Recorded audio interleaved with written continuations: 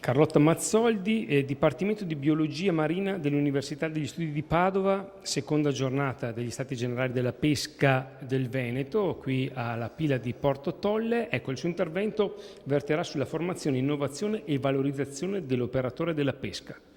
Sì, l'intervento verterà su questa tematica in quanto come Università di Padova, istituzionalmente impegnata nella formazione, nella ricerca e anche nella divulgazione, nella terza missione, quindi nella divulgazione delle attività, ci siamo impegnati e ci stiamo impegnando in una collaborazione con il mondo della pesca che va non solo a coinvolgere le attività di ricerca che facciamo per contribuire a quella che è la sostenibilità della pesca stessa, ma anche alla formazione. In particolare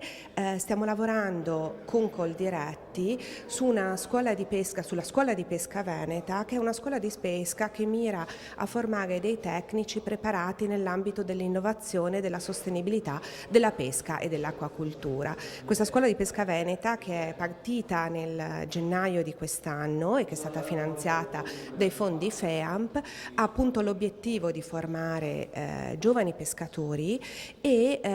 siamo nel pieno dello svolgimento di questa scuola di pesca, durante la quale attraverso lezioni sia teoriche sia attività pratiche, laboratori, attività sul campo, stiamo seguendo un percorso con appunto i partecipanti per arrivare alla fine alla costruzione di una figura che, se vogliamo, è molto nuova, che non c'è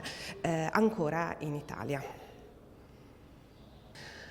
La formazione in realtà è qualcosa che va un pochino nei due sensi, quindi adesso la scuola di pesca è una formazione che l'università e anche altri enti di ricerca e altri tecnici, esperti stanno svolgendo ed erogando per il mondo della pesca, ma in realtà la formazione viene anche dal mondo della pesca nei confronti sia degli studenti che anche dei ricercatori in qualche modo che si occupano di pesca, in quanto l'Università di Padova ha diversi progetti in collaborazione in cui i pescatori vengono non solo ascoltati, ma